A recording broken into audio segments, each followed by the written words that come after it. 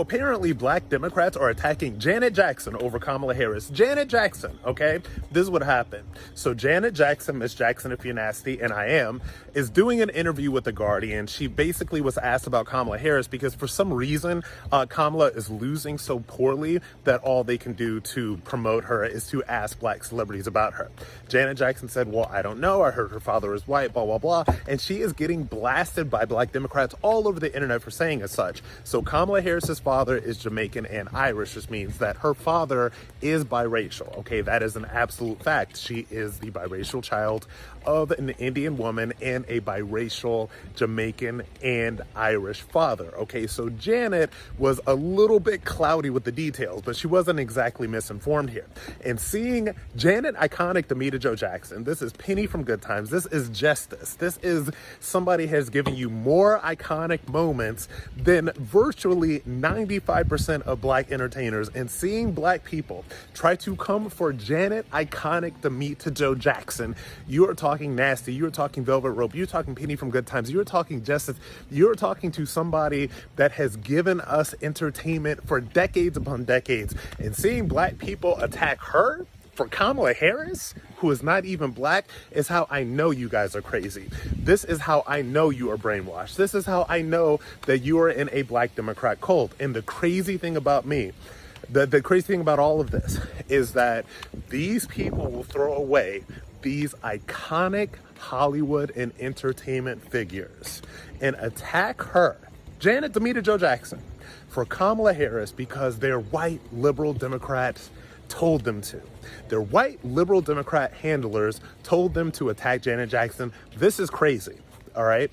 This is absolutely insane. And as somebody that is a true Janet Jackson fan, as somebody that is a true Janet Jackson fan, and yes, as somebody that is voting for Donald J. Trump for president and would not vote for Kamala Harris in a million years, this is where I draw the line.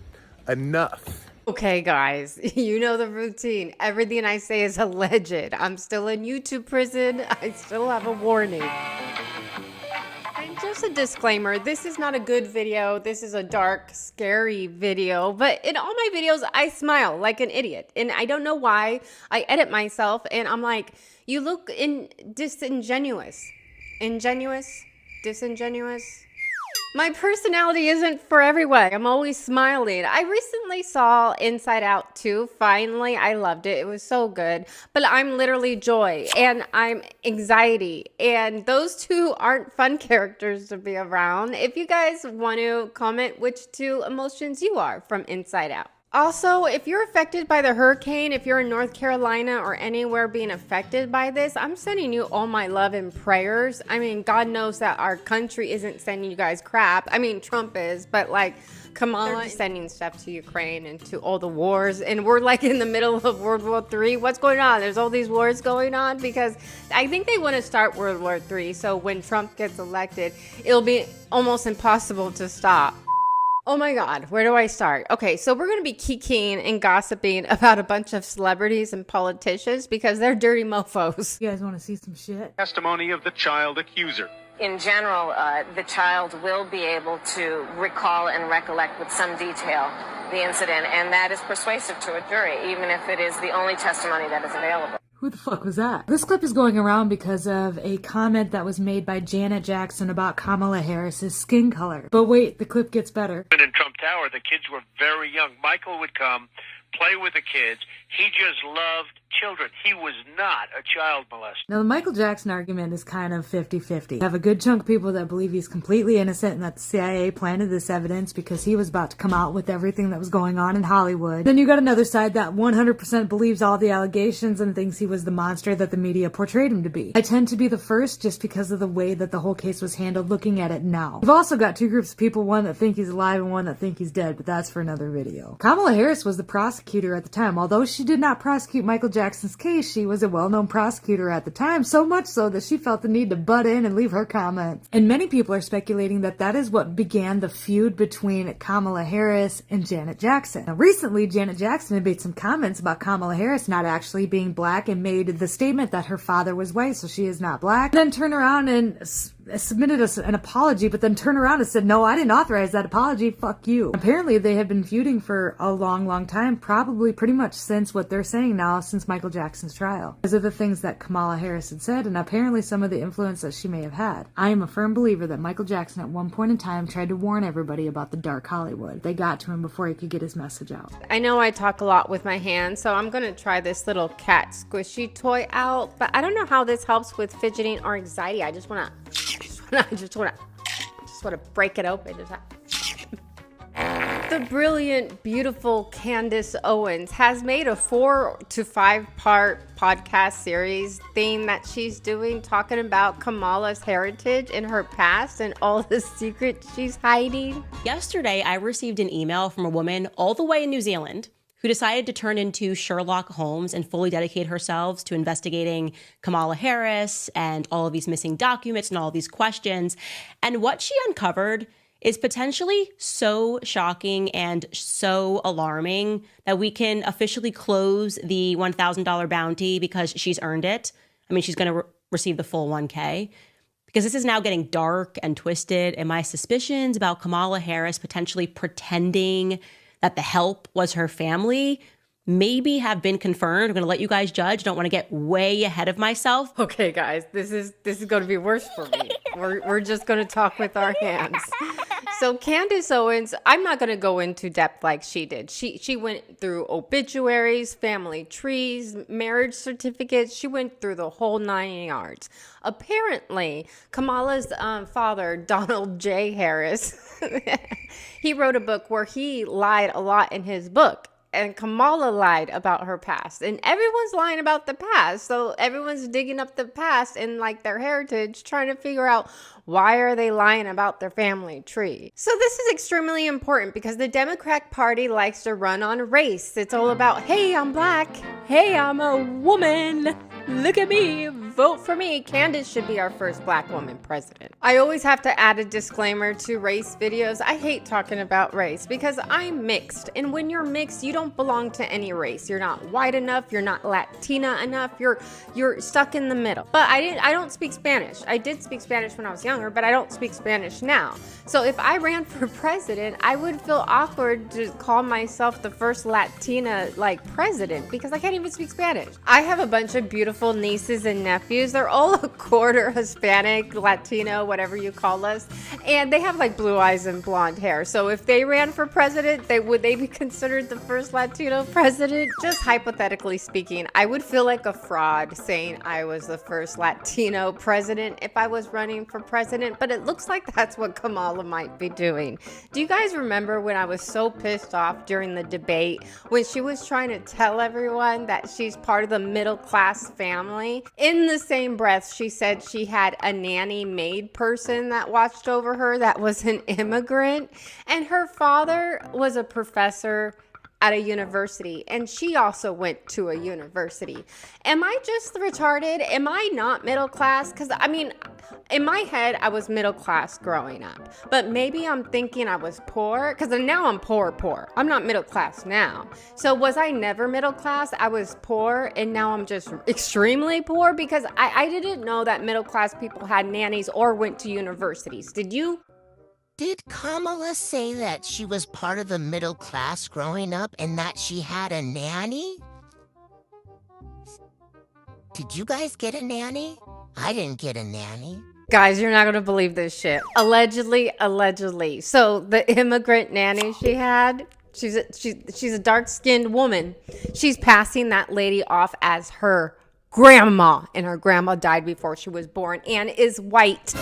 So apparently, allegedly, Kamala is hiding her white grandma, Iris. Her nickname is Iris. Iris looks just like Kamala and Donald J. Harris. Now, how did all these rumors come to light? Well, this is so weird. I think I have a spidey sense. I always know when something's going to happen before it's happening. I don't care if you believe me or not.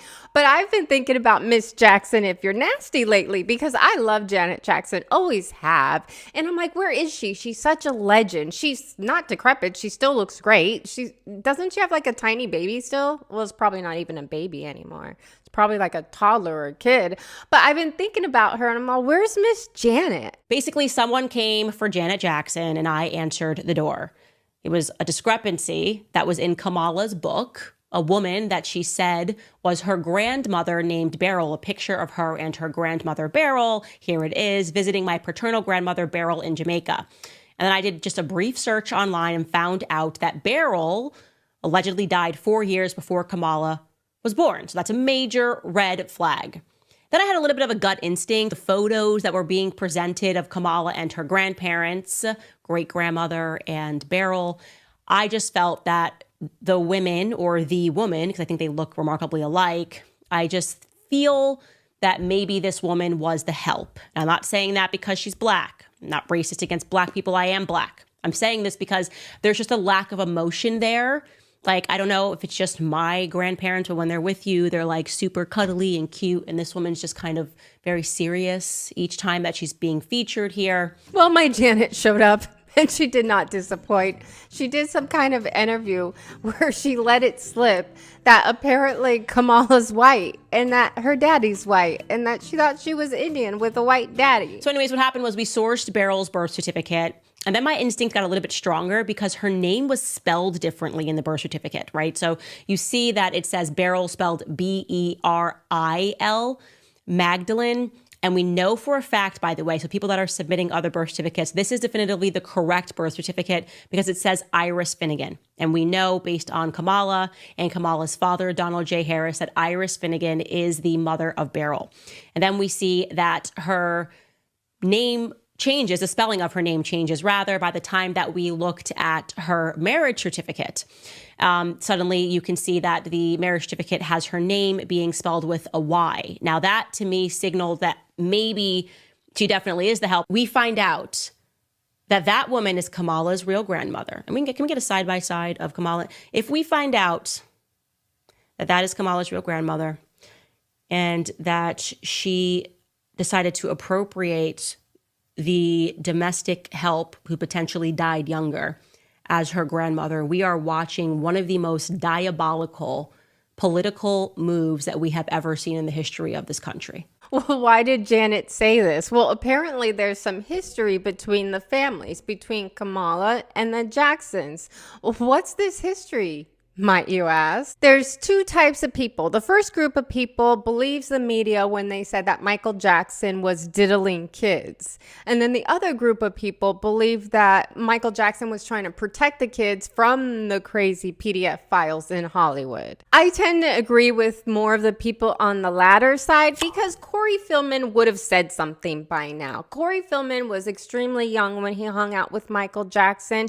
And Corey Feldman, from day one, since he was a child actor, has been trying to out Hollywood and all these predators. Until this day, he said that they were framing Micheal Jackson, and Micheal Jackson was doing the same thing and trying to out Hollywood and try to protect these kids from the predators. So Hollywood's not all bad. Like, you have the people that want to expose Hollywood, and then you have everyone that's involved with it all. I came in this business saying I was going to expose. Race is not where the line is drawn.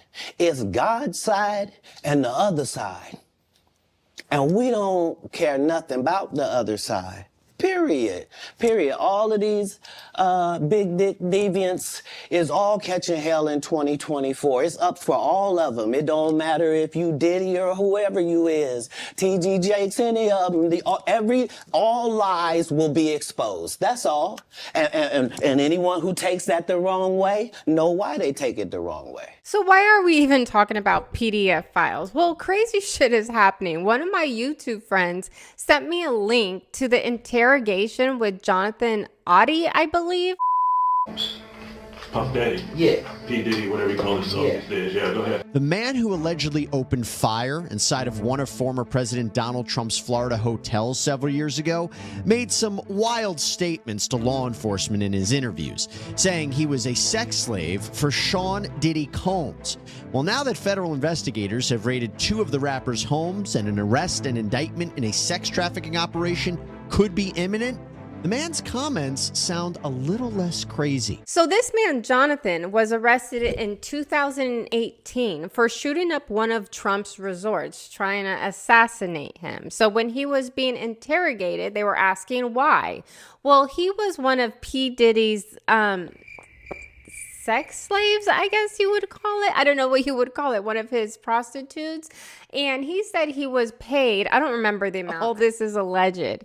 But he said that P. Diddy paid him to take out Trump because they want the United States to fall. Well, you know all the ties that P. Diddy has with the Democrat Party. He loves Obama. I think even Kamala shouted him out. So he's pretty close ties with all these Democrats. A lot of people in Hollywood and just people in general are saying that P. Diddy's whole thing is bigger than the whole Epstein case and stuff. But that's not how I think of it in my head. In my head, it's all the same group. This is just my conspiracy mind thinking. But did they ever really take down Epstein? Where is he? Did he really did he do it to himself? Is he still alive? Why don't we have the list yet? And we should have a 24-hour streaming service on his girlfriend, that Maxwell chick. Because how do we know she's even in prison? How do we know she's not behind, because if all the elites are protecting all these people on the list, why would these people still be in prisons if they're friends with them? And why would P. Diddy be a different part? He's probably connected to it all. Who knows if he's talking to that I don't know her name. Why am I talking about people? And I love this. Apparently, 50 Cent is teaming up with Netflix to do a documentary on P. Diddy because he always wanted to take him down. So I love that 50 Cent is having his moment. If they were all friends, oh, you're in trouble, I'm going to arrest my friend. Get into jail, friend. Really, why are we believing these people? I made a really short video recently showing you the net worths of presidents before their presidency and after presidency. So I could put it up in a lot of my videos so we'll know what we're talking about. But just look at the Clintons. Just look how much money they made. I don't know, call me crazy, but that kind of looks like trafficking kind of numbers to me. I remember 5, 6, 7 years ago, the media and people were calling people who thought that thought like us, crazy or conspiracy theorists or QAnons, just to make us sound crazy. And it's okay, so did Trump join forces with the Kennedys? Are there elites in government and Hollywood that are PDF files? These are just questions we're asking, and they don't really sound so much like conspiracies. If you guys like this one, give it a big thumbs up. If you guys want to subscribe so we could kiki again, please subscribe, and I'll see you in the next one. Boy, boy, boy, boy, boy, boy, boy, boy, boy. Ladies and gentlemen.